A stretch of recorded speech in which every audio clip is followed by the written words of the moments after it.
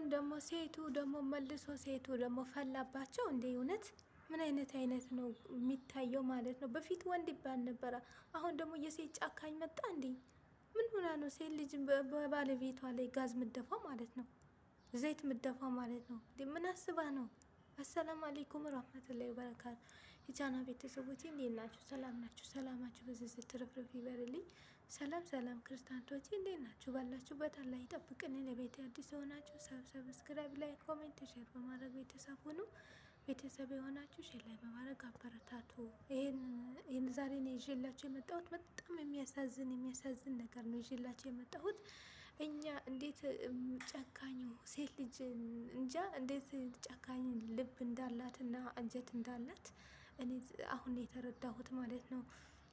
እኛ ወንድ ልጅ ላይ እንፈርዳለን። እስቲ አንዳንድ ጊዜ ወንድ ልጆች ማለት ነው የሚያደርጉት ነገር ቢያረጉም ባያረጉም ይሁን እንግዲህ ተደረገ ተብሎ የተሰራ ቪዲዮን እንግዲህ እንዴት አድርገን ነው አጥበን የምናሳጣቸው ማለት ነው። አጥበን ነው የምናሰጣቸው እውነት ስንናገር ማለት ነው። ምንም አይቀረንም። የያዝነው ሁሉም ነው ልቅም አድርገን የምንሰድባቸው ማለት ነው። ግን እኛ ስናጠፋስ ለምን ዝም እንላለን? ለምን እንዲህ በሌላ ነገር እኮ መቅጣት ትችላለች። በምን አስቸግሯትም ከሆነ እንግዲህ የሆነ ነገር አድርገዋትም ከሆነ ወይ ሌላ ሴት ጋር ሄዶባት ከሆነ በህግ መጠየቅ አለባት። እንዴት ሆና ነው እንደዚህ ቁስል የማይለቅ ቁስል የምጥልበት ማለት ነው? እኔ ዛሬ ወላሂ ባሏ ላይ ዘይት የደፋችበት ሴትዮ በጣም ነው የተናደድኩት ማለት ነው። በጣም በሱም በረመዳን ማለት ነው። እሱም ስራ ሄደው መጥቶ በእናታቸው እውነት እኔ ልቃጠል በጣም ነው ያሳዘነኝ። ምን አይነት አንጀቷ ነው ግን እንደዚህ እሺ ብሏት ግን እሱ ላይ የደፋችበት እንዴ? ወይስ ምን አስባ ነው? ያማታል እንዴ?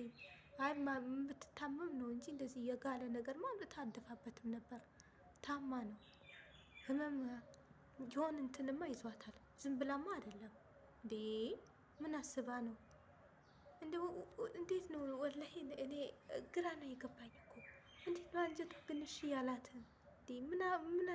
እንዴት ሰው አብሮ የበላ አብሮ እየጠጣ አብሮ እንደዚህ እንዴት ነው ትዳር ቀልድ ነው እንዴ?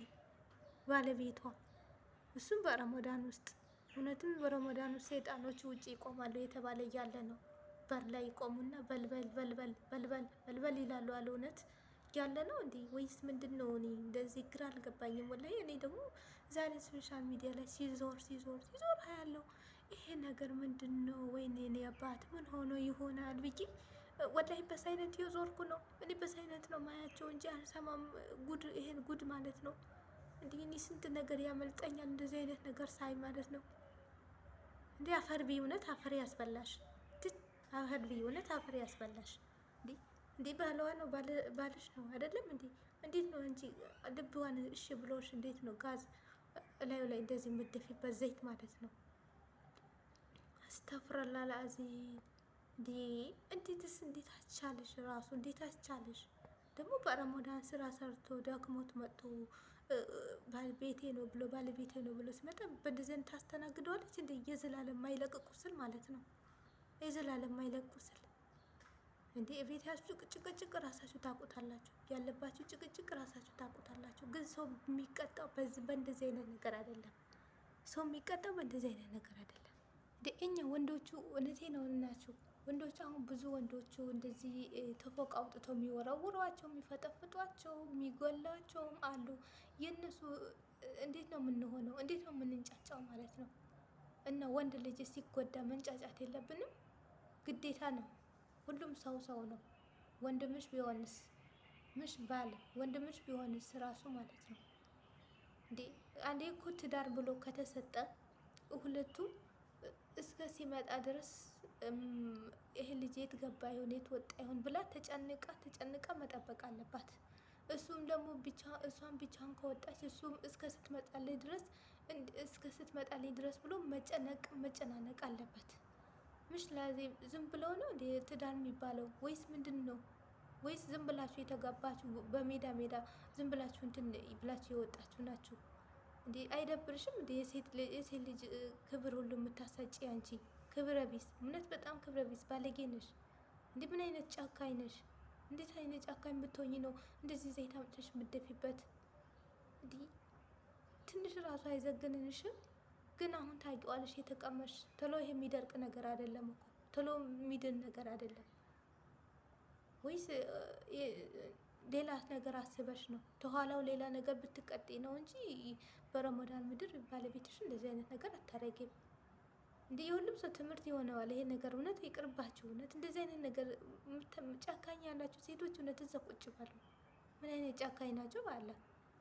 አለበዛ በግድ ካገቧቸው አንፈልግም ብላችሁ በቃ መሄድ ነው የማትፈልጉት። ባል ከሆነ እንደዚህ ጥቃት አታደርሱበት። እንዴ አንቺ ካልፈለግሽው እናት አባቱ ይፈልጉታል፣ እህት ወንድሞቹ ይፈልጉታል። ምሽ ለዚህ በጋለ ዘይት ትቀጪዋለሽ እንዴ? እውነት ተቃጣይ፣ እድሜሽ ይቃጠል። እውነት ያቃጥልሽ፣ ወላሂ ያቃጥልሽ። ባለጌ፣ በጣም ባለጌ ነሽ። ባለጌ እንዴ! የሆነ ነገር እኮ ብታዩ ወይ የሆነ ነገር እንግዲህ ባልና ሚስት ጥፋት በሆነ ጥፋት ልትጠፋው ትችላላችሁ፣ ግን በእንደዚህ አይነት አይደለም እንዴ የምትቀጪው ያለው እንዴ። አይኑ እያየው እኮ አንቺ ጅስም አቃጠልሽው እኮ በእናትሽ። ተዚህ እዚህ ብትገዩ ይሻል ነበር በእውነት። ይሄ እሳት ጠባሳ መቼም አይለቀው፣ የእሳት ጠባሳ ማለት ነው። አንቺ ቆርጠሽበት ነው፣ ሌላ ነገር አስበሽበት ነው። ተንግዲህ እሱ ይፈልገኛል አትበይ። እንደማይፈልግሽ አውቀሽ ቆርጠሽበት እንግዲህ እንደዚህ ካረኩት አልፈልገኝም እኔ ደግሞ የፈለኩት ቦታ እሄዳለሁ ብለሽ ነው ይህን ነገር ያሰብሽው? ወይስ ምን አሳስቶሽ ነው? ሴጣን ይዞሻል፣ አሞሻል፣ ታመሻል። ሂጂ ሐኪም ቤት ወይም ደግሞ ሂጂ ሼክ ጋር ይቅሩልሽ። ሂጂ ሙስሊም ከሆንሽ፣ ክርስቲያን ከሆንሽ ደግሞ ሂጂ ጸበል። ሙስሊም ነሽ እስቲ ሳምቡሳ ጠብሰሻል፣ የሚጠባበስ ጠብሰሻል። ሰውየው ቁጭ ብለዋል። እንዴት ነው አንቺ ቢያስችልሽ ነው እንደዚህ አይነቶች መደፊው? ኧረ እናንተ እውነት ተጠንቀቁ። እንደዚህ አይነት ነገር ጥሩ አይደለም ወላሂ። አለበዛ ሳታገቡ ቁጭ ባሉ ቅርቅር ባሉ ሳታገቡ ማለት ነው። ምን አይነት ጨካኝ ነው? ሴት ጨካኝ ማለት እንደኔ ወንድ ጨካኝ ብዬ ወንዶቹ እወርድባቸው ነበረ ሳላቅ ማለት ነው። ይቅር ይበለኝ አላህ፣ ወላሂ አላህ ይቅር ይበለኝ። ለካ ጥፋት ከኛ ከራሳችን ነው ያለው ማለት ነው። እንዴት ነው ያስቻላት? በእናታችሁ እኔ ራሱ ሳይ እውነት እንዴት እኔ ግራ ገባኝ እኮ። ይሄ ነገር ጦርነት አለ፣ በጦርነት እንደዚህ ሆኖ ነው ወይስ ምንድን ነው ብዬ እየሰማሁ ነው ወላሂ። እንደዚህ እውነት እንዳያቃጠለችው። ኧረ ምን አይነት ሰው ናት? ባለ ወይኔ ወይኔ ወይኔ ወይኔ። ሰው የለም ሰው የለም። እውነት እንዴት ነው? ወዴት ነው የምንሄደው እኛ? ወላሂ ምን ተጓዘን ነው የምንሄደው? እንዴ ትዳር፣ ቆይ ትዳር ተብሎ ቀልድ ነው እንዴ? አሁን እኮ ባልና ትዳር የማይተማመንበት ጊዜ መጣ። እንዴ ሌላ ጊዜ እኮ ባልና ትዳር በር ተዘግቶ በቃ ሰው የፈለገ ቦታ ይሄዳል። አሁን ግን ማይተማመነ ጠዋት ሲነሳ ሞቶ ነው የሚገኘው። ጠዋት ሲነሳ ተፎቅ ተወሩራ ነው የሚገኘው።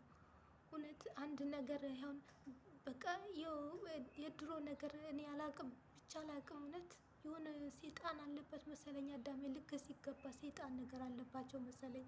ሴጣኑን ነገር ነው መሰለኝ የሚያመጡት ይሆናል። እንዲህ ምን አይነት ሰው ናት? ባላ የእውነት ድፍት ያደርግሽ የአባቴ አምላክ ይድፋሽ፣ ወላሂ ይድፋሽ። ባለጌ እንዴት እንዳሳዝነኝ ደግሞ ተስራው ውለው መጥቶ እኔ እንድቃጠል። እውነት ምን አይነት ጊዜ ነው ያለን? እውነት ኧረ በእናትሽ እንደው ትንሽ አታፍርም እንዴ? ምን ሰይጣን አሳስቶሽ ነው እንዴ?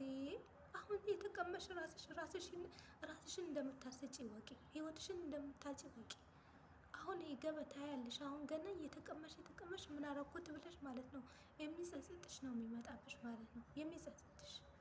እንዴ የሰው ልጅ እንደዚህ በህይወቱ እንደዚህ ደግሞ ደክሞት የእግሩ ውሃ የሚሰጥበት ጊዜ እና የምትቀበለው ጊዜ እና ምን ይሻልሃል ፍጥር ምን ይበላል ብላ የምታስብበት ጊዜ አንቺ በዘይት በጋለ ዘይት ትቀበይዋለሽ እንዴ? በእናትሽ እንደ አንቺ ቁጭ ብሎ እዚህም እዛም ሲል እንትን አንቺ ከዚህም እዚህም ስትለቃቀሚ እንዴ? ከሴት ካየሽው እኮ በስነ ስርዓት በህግ መጠየቅ አለብሽ። ጓደኞቹ ሰብስበሽ መጠየቅ አለብሽ። ወይ ከሴት ካየሽው ማለት ነው። ከአንቺ ውጭ ሌላ ሰው ካየብሽ በቃ እንዴ አልፈልግም ማለት መብትሽ ነው። ምሽ ላዚም በዘይት ታቃጥዋለሽ። ነገ አብረሽ በልተሽ አብረሽ ጠጥተሽ እንዲህ ትንሽ እንደው እንትን አይላቸው እንዴ? እውነት በጣም በጣም የበዛ መጣ። አሁንስ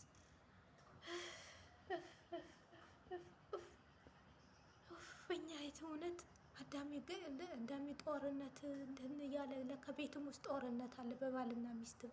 ይሄ እኮ ኃይለኛ ጦርነት ማለት ነው።